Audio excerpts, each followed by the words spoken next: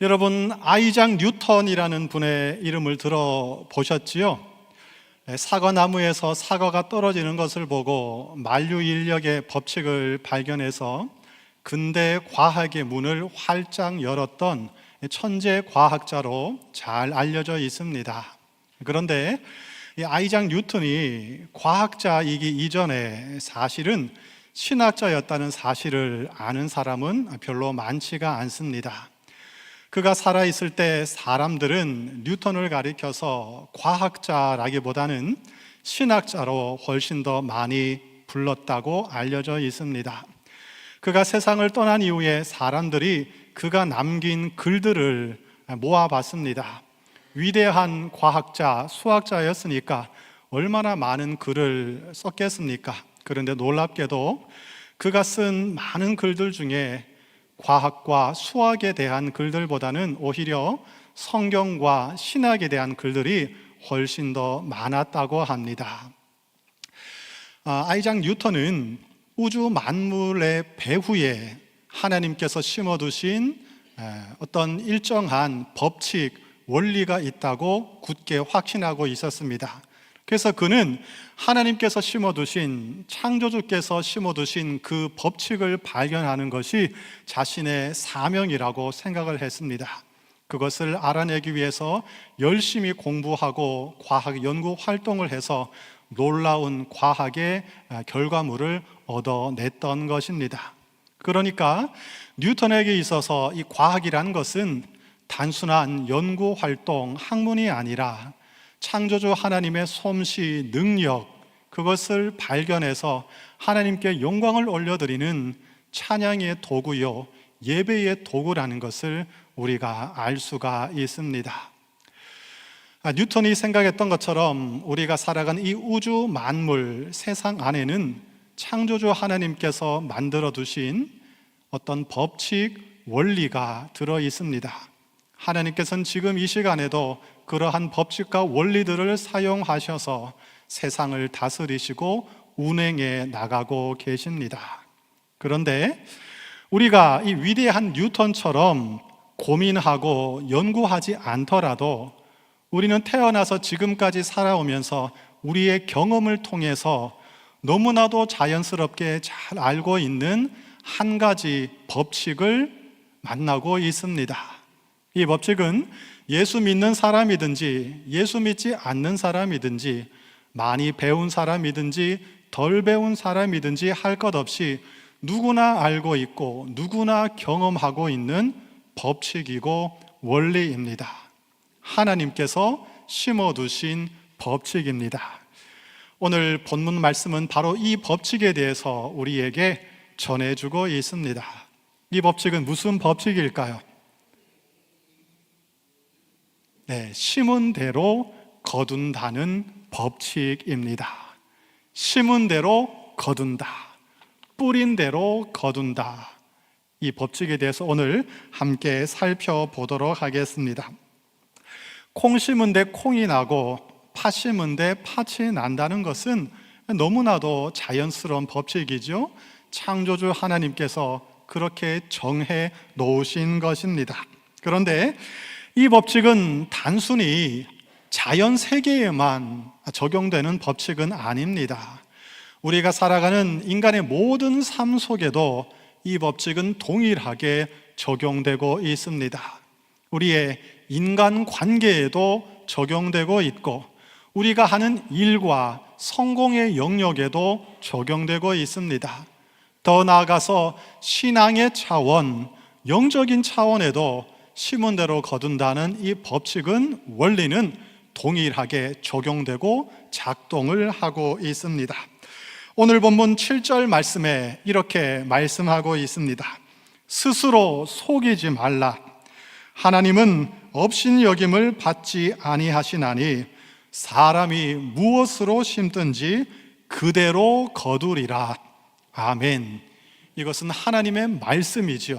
또한 우리가 알고 있는 경험에서 터득한 삶의 진리, 법칙이기도 한 것입니다. 그런데 참으로 안타깝게도 어리석게도 스스로를 속이는 사람들이 있습니다. 우리도 살아가면서 스스로를 속일 때가 있습니다. 나는 콩을 심을 거야. 하지만 언젠가는 팥이 열릴 거야. 아닌 줄 알면서 은연중에 그렇게 스스로를 설득하고 있습니다. 나는 평소에 건강관리를 하지 않아. 하지만 나는 늘 건강할 거야. 몸에 좋지 않은 거 많이 먹고 과식하고 폭식하고 그렇게 먹는다 할지라도 뭐 별일 없겠지, 괜찮겠지. 당장은 괜찮을지 모르겠지만 언젠가 나이가 들고 몸이 연약해질 때 그에 대한 대가를 우리는 얻을 수밖에 없을 것입니다. 공부하지 않아도, 열심히 일하지 않아도, 미래를 준비하지 않고 미래를 위해서 투자하지 않아도 나는 잘 풀릴 거야, 괜찮을 거야, 이렇게 또 스스로를 속일 때도 있습니다. 나는 다른 사람들에게 함부로 말을 하고 함부로 대하고 짜증을 내고 불평을 해도 다른 사람들은 나를 잘 대접해 줄 거야. 내가 자녀들을 함부로 대하고 내 욕심대로 대해도 자녀들은 나를 잘 대접해 주고 나에게 효도해 줄 거야. 이렇게 착각하면서 스스로를 속이는 사람들이 있습니다. 신앙생활을 할 때도 마찬가지입니다. 예배 좀 안 나가도, 가끔씩 나가도, 예배 제대로 드지 않아도, 기도하지 않아도, 하나님 말씀 공부하지 않고 붙잡지 않고 순종하지 않아도 한 발은 세상에 들여놓고 한 발은 교회에 걸쳐놓고 적당히 대충대충 신앙생활하며 살아가도 하나님은 자비로우신 하나님이시니까 그냥 은혜를 베풀어 주실 거야. 이렇게 스스로를 속이는 것입니다. 자기 합리화를 하는 것이죠. 그러나 우리가 우리 자신을 속일 수 있다 할지라도 우리는 절대로 하나님을 속일 수는 없습니다. 우리는 우리를 자꾸 속이다 보면 스스로에게 속아 넘어갑니다. 그렇지. 스스로 속는 것이죠. 우리는 때때로 하나님을 설득하려고 합니다. 하나님, 괜찮지요? 하나님, 괜찮지요? 하나님을 시험합니다. 그런데 오늘 성경에서 분명히 말씀합니다. 하나님은 업신여김을 받지 않으신다. 이 말은 무슨 말이냐면 우리가 아무리 하나님께 거짓말을 하고 하나님을 설득한다 해도 하나님은 눈도 하나 깜짝하지 않는다는 말씀입니다. 하나님은 절대로 흔들리지 않습니다.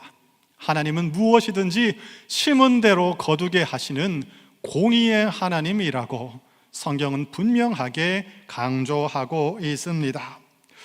8절에 보시면 우리가 살아가면서 심게 되는 두 가지 종류의 심기가 있습니다. 우리가 지금 인생을 살아가면서 많은 것을 하며 많은 것을 심으며 많은 것에 투자를 하며 살아가고 있습니다. 그런데 오늘 본문을 가만히 읽어보면 그 많은 것들 중에 결국은 두 가지로 구분을 해보면 육체를 위하여 심든지 아니면 성령을 위하여 심든지 두 개밖에는 없다는 것을 알 수가 있습니다. 결국은 육체를 위하여 심든지 아니면 성령을 위하여 심든지 우리는 결국 둘 중에 하나는 반드시 심게 된다는 말씀입니다. 중간지대는 없다고 하나님은 오늘 말씀하십니다. 그렇다면 육체를 위하여 심는다는 것, 자기의 육체를 위하여 심는다는 것은 과연 무엇을 뜻하는 말씀일까요? 오늘 성경 본문에 육체라고 나온 단어는 헬라어로 사락스라는 단어입니다. 성경에 사락스 또는 사르크스라는 단어가 여러 군데 나오는데 대부분 어떤 뜻을 담고 있냐면 하나님을 거스르는 육체의 본성, 이기적인 욕심, 이기적인 욕구, 타락한 인간 본성을 가리킬 때 이 사라크스, 육체라는 단어를 사용하고 있습니다. 우리가 가진 이 몸이 있지 않습니까? 생물학적인 몸, 이것을 가리킬 때 성경은 주로 소마라는 단어를 사용합니다. 그러니까 육체와 몸은 비슷한 단어이지만 문맥에 따라서 다르게 사용되는 것이죠. 항상 그런 것은 아니지만 주로 육체 사라크스는 타락한 본성, 이기적인 욕구, 욕심, 그런 것을 가리킬 때 사용하고, 일반적인 중립적인 의미에서 우리의 몸을 가리킬 때는 소마라는 단어를 사용할 때가 많습니다.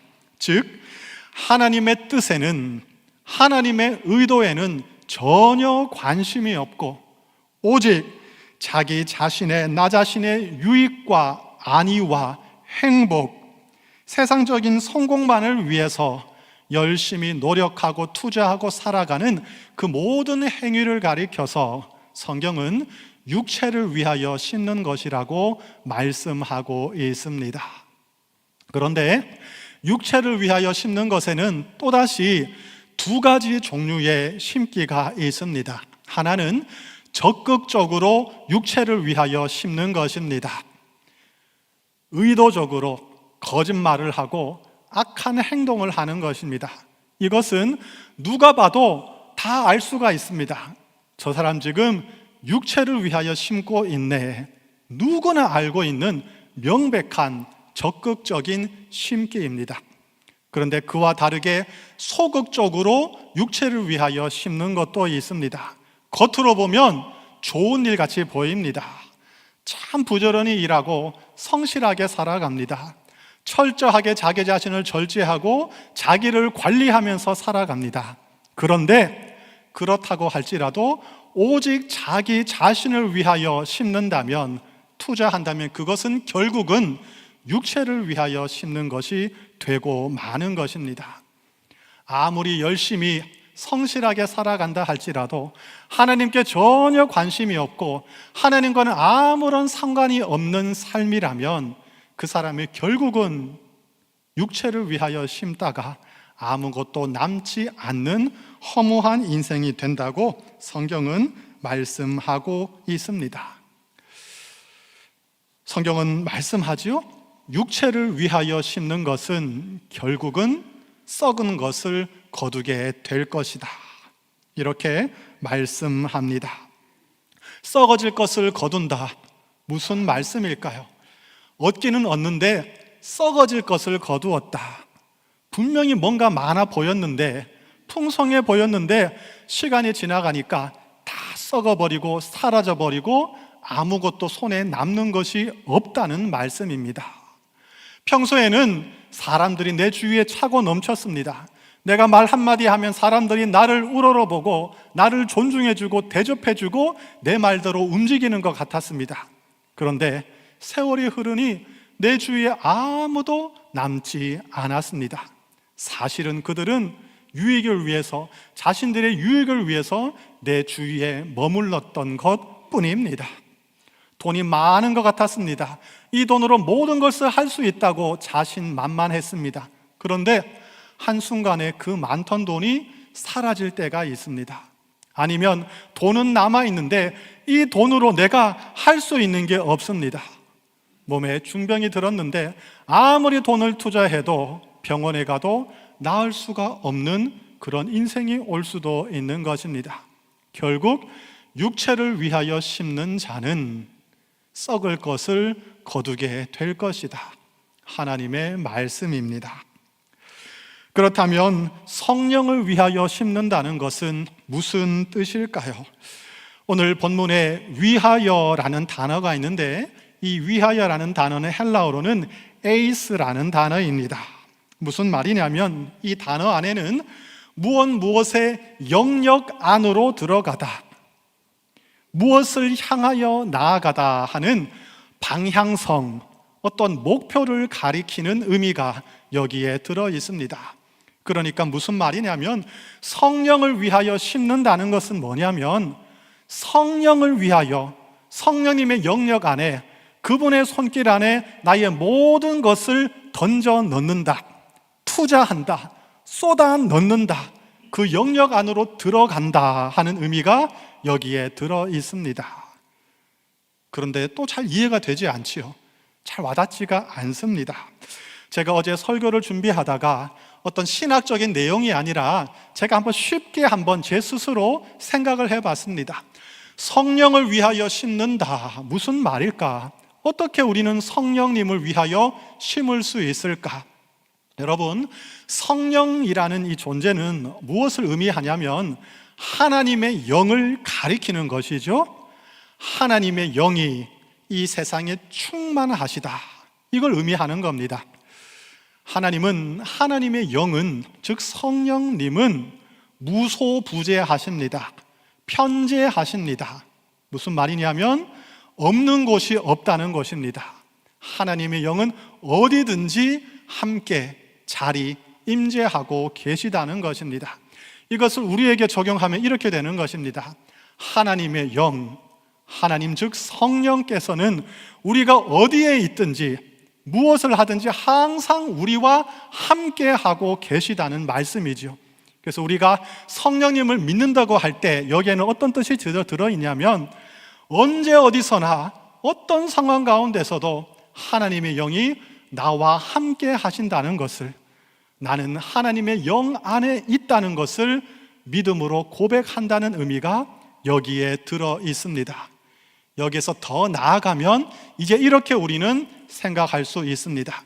하나님의 영 성령이 언제 어디서나 우리와 함께 하시기 때문에, 지금 바로 여기 함께 하고 계시기 때문에 우리가 알든지 모르든지 간에 우리는 그 성령님께, 하나님의 영께 무엇이든지 말을 할 수 있고 의지할 수 있고 모든 것을 그분에게 쏟아 놓을 수 있다는 말씀입니다. 조금 더 쉽게 설명해 보면 이렇습니다. 어제 오후에 제가 사무실에서 설교 준비를 하면서 이렇게 생각했습니다. 하나님, 성령님, 제가 지금 설교 준비를 하고 있습니다. 이거 저의 육체를 위하여 심는 것이 아니라 성령님을 위하여 심는 것이 되게 해 주십시오. 이렇게 기도하면서 설교 준비를 했습니다.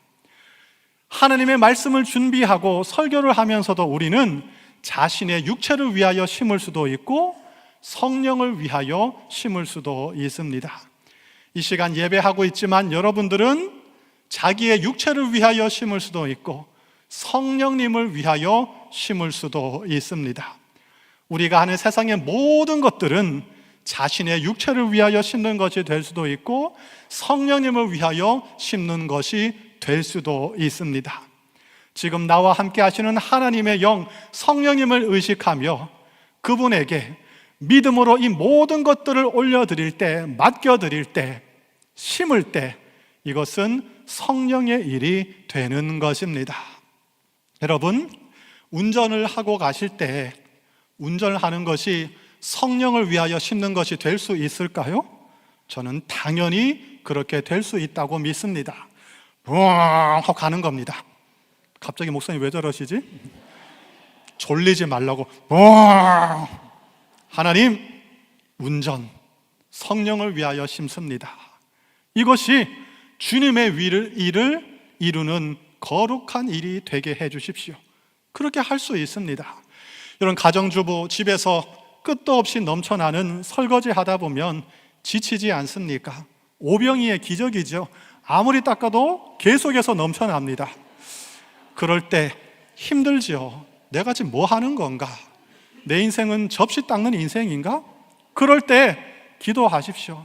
성령님, 지금 이 접시 닦는 거, 설거지하는 거 성령님을 위해서 심습니다. 주님의 거룩한 일이 되게 해 주십시오. 충분히 그렇게 할 수 있습니다. 나의 이 섬김과 봉사를 통하여 우리의 사랑하는 자녀들이, 가족이 힘을 얻게 도와주시고 성령 충만한 삶을 살 수 있도록 도와주십시오. 우리 학생들 많으시죠? 공부 얼마나 하기 싫습니까? 이 공부를 할 때 억지로 하는 것이 아니라 공부를 하면서 성령을 위하여 심을 수 있습니다. 당연히 그렇게 해야 하는 것입니다. 성령님, 공부합니다. 지혜 주셔서 이것이 나의 육체를 위한 것이 아니라 성령님을 위한 일이 되게 해 주십시오. 이렇게 기도하고 믿음으로 행한다면, 심는다면 그것은 하나님의 일을 위한 것이 될 것입니다. 오늘 성경은 말씀합니다. 성령을 위하여 심는 자는 반드시 영생을 얻을 것이다. 영생을 얻는다는 건 또 뭘까요? 영원토록 뭘 얻는다는 것일까? 쉽게 말하면 이렇습니다. 영원토록 가치 있게 남는다는 것입니다. 우리가 하는 많은 일들은 시간이 지나고 세월이 흐르고 세상에 소멸하면 그 세상과 함께 흔적도 없이 사라지고 말 것입니다. 아마 우리가 하는 세상의 많은 일들이 언젠가는 흔적도 없이 소멸하고 사라질 것입니다.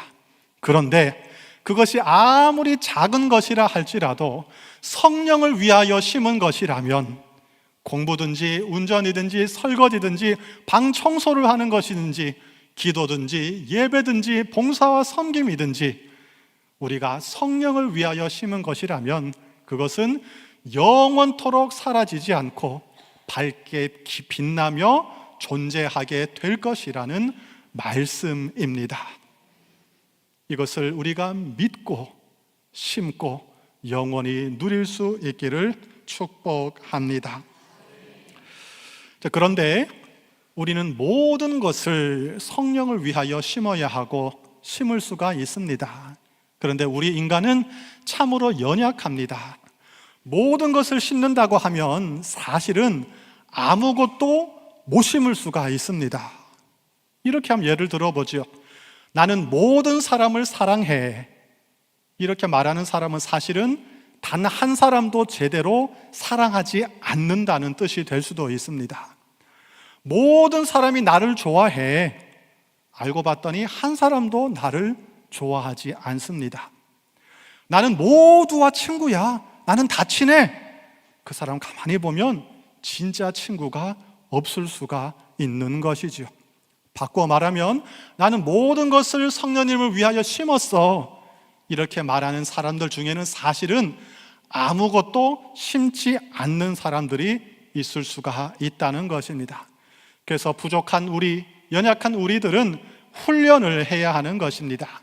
모든 것이 하나님의 것이고 성령을 위하여 심는 것이지만 특별히 그 중에 일부를 구별해서 성령님을 위하여 심는 훈련을 해야 하는 것입니다. 구체적으로 구별해서 의지적으로 심어야만 결국은 우리의 모든 삶을 성령님을 위하여 심을 수 있게 되는 것입니다. 오늘 이 시간에는 간략하게 3가지만 한번 살펴보겠습니다. 첫 번째, 우리는 시간을 성령님을 위하여 심어야 하겠습니다. 하나님께서는 모든 사람에게 공평하게 하루 24시간, 1년 365일이라는 시간을 허락해 주셨습니다. 얼마나 바쁘게 분주하게 살아가는 인생입니까? 그러나 우리의 모든 시간은 하나님의 것입니다. 그 중에 일부를 구별해서 성령을 위하여 심는 여러분이 될 수 있기를 부탁드립니다. 이른 아침이나 밤에 잠자리에 들기 전에 스마트폰을 잠시 내려두고, 잘 안 되죠 여러분? 안 됩니다. 저도 안 됩니다. 왜 자꾸 저 손에 붙어있는지 모르겠습니다. 좀 의지적으로 내려두고 단 1분이라도 5분이라도 온전히 하나님께 집중하며 성령님을 위하여 이 시간을 심을 수 있기를 축복합니다. 우리가 지금 예배하는 이것도 성령님을 위하여 심는 시간입니다. 우리에게 주신 많은 시간들 중에 잠깐이라도 구별해서 봉사와 섬김의 시간을 심을 수 있기를 축복합니다. 우리가 성령을 위하여 심은 그 시간은 아무리 짧은 시간이라 할지라도 영생을 거두는 영원한 복으로 이어지게 될 것입니다. 둘째로 우리는 물질을 심을 수가 있습니다. 하나님은 우리가 돈이 필요한 것을 너무나 잘 알고 계십니다. 돈이 없으면 인생을 제대로 살아갈 수 없습니다. 그래서 우리에게 물질을 허락해 주셨습니다. 사실 우리가 가지고 소유하고 있는 이 모든 물질은 하나님의 것이죠. 하나님께서 오늘이라도 당장 내 거 다 내놓아라 말씀하시면 우리는 하나님께 온전히 다 드릴 수밖에 없습니다. 그러나 하나님은 그렇게 하지 않으십니다.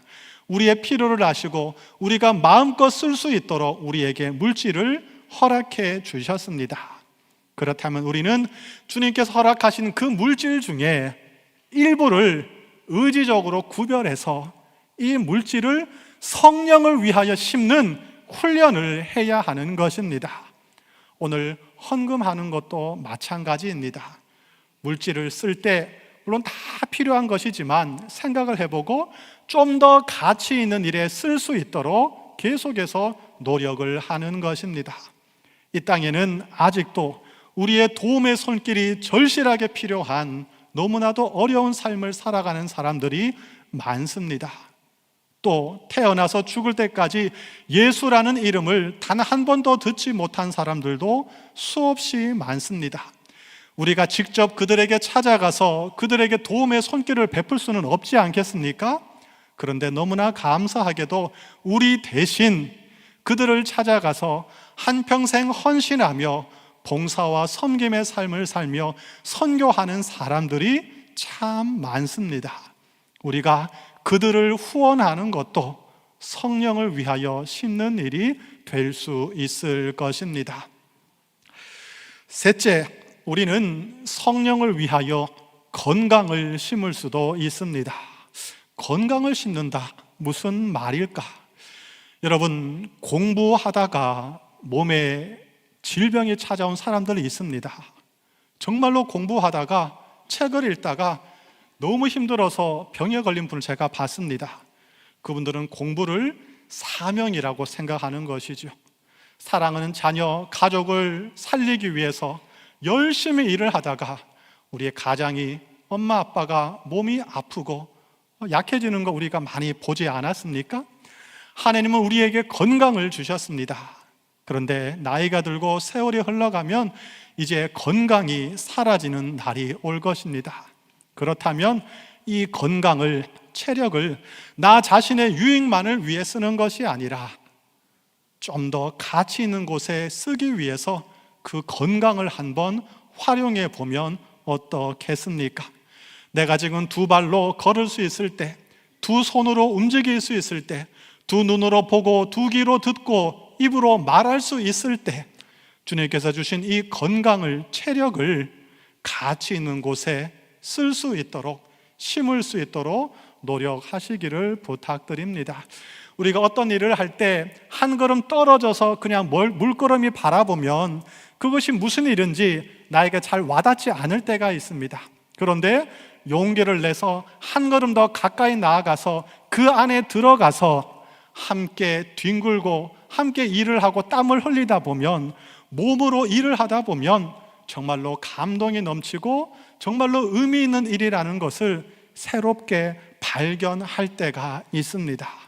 신앙생활은 머리로만 하는 것이 아니고 가슴으로만 하는 것도 아니고 몸으로 하는 것입니다. 우리의 건강을, 우리의 몸을 성령을 위하여 심을 수 있기를 바랍니다. 그런데 우리가 알면서도 성령을 위하여 잘 심지 못하는 것 같습니다. 두 가지 이유가 있습니다. 첫째는 믿기는 믿는데 확실히 믿지 않기 때문입니다. 오늘 하나님께서 다시 한번 말씀하십니다. 무엇이든지 심은 대로 거둘 것이다.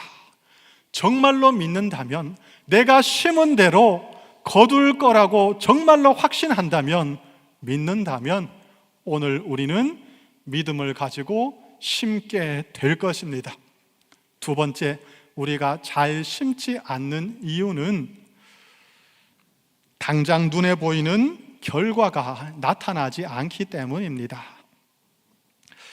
우리가 농사를 지을 때도 씨를 뿌리고 나서 그 열매를 맺기까지 상당한 시간이 걸리지 않습니까? 시차가 있습니다.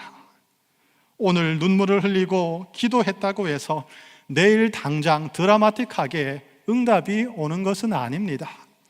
오늘 선을 행했다고 해서 내일 당장 사람들이 나를 존중해주고 나를 인정해주는 것도 아닙니다. 빨리빨리에 익숙하고 조급한 우리들은 당장 눈에 보이는 결과가 나타나지 않으면 쉽게 낙심하고 좌절하는 습성이 있습니다. 해봐야 소용없네, 다 의미 없네, 이렇게 금방 낙담을 하고 심는 일을 포기하고 멈춰버리는 것입니다. 그래서 사도 바울은 낙담하는 우리들을 위해서 오늘 이 말씀을 기록해 두었습니다. 9절 말씀입니다. 우리가 선을 행하되 낙심하지 말지니 포기하지 아니하면 때가 이름에 거두리라. 심을 때가 있고 기다려야 할 때가 있고 반드시 거둘 때가 있을 줄로 믿습니다. 그러므로 그때까지 포기하지 말고 계속해서 성령을 위하여 심는 우리들이 될 수 있기를 바랍니다. 하나님은 우리를 너무나도 잘 알고 계십니다. 예수 믿는 것이 얼마나 힘든 것인지, 인생을 살아가는 것이 얼마나 부담되고 낙심되는 일인지, 믿음을 끝까지 지키며 그리스도인으로 살아간다는 것이 얼마나 어려운 일인지를 하나님은 우리보다 더 잘 알고 계십니다. 그래서 하나님께서는 오늘 말씀을 우리에게 다시 한번 허락해 주시면서 우리를 위로하시고 다시 힘을 내라고 권면하시는 것입니다. 우리가 힘을 내고 싶지만 잘 안 됩니다. 의지가 너무 약하고 몸도 피곤합니다. 어떻게 할 수 있을까요? 다시 돌아갑니다. 성령님이 도와주셔야 합니다. 성령님을 의지해야 우리는 성령을 위하여 심을 수 있고 끝까지 예수 믿는 사람으로 낙심하지 않고 믿음의 길을 걸어갈 수 있을 것입니다. 다시 한번 성령님께 기도합시다. 성령님을 의지합시다. 성령님, 우리는 연약합니다. 너무나도 쉽게 조급해지고 낙심합니다. 이 시간 우리 심령에 찾아오셔서 우리를 다스려 주시옵소서. 나의 삶 속에, 우리의 가정에, 우리의 교회에 찾아오셔서 충만하게 기름을 부어주시고 오직 성령을 위하여 기쁨으로 심어 나갈 수 있도록 도와주시옵소서. 이번 한 주간도 이렇게 기도하시며 성령님을 의지하면서 성령을 위하여 열심히 심는 삶을 살아가시기를 부탁드립니다. 기도하겠습니다. 하나님 아버지, 성령의 충만함을 허락해 주시옵소서. 육체를 위하여 심는 일을 멈추게 하시고 성령을 위하여 심는 삶을 살게 하여 주시옵소서. 주님께서 우리에게 허락해 주신 시간과 물질과 건강을 영원한 영생의 토양에 심는 지혜를 허락해 주시옵소서. 주님의 일을 감당하다가 낙심하거나 실망치 않게 하시고 끝까지 믿음의 씨앗, 사랑의 씨앗을 심는 우리 모두가 되게 하여 주시옵소서.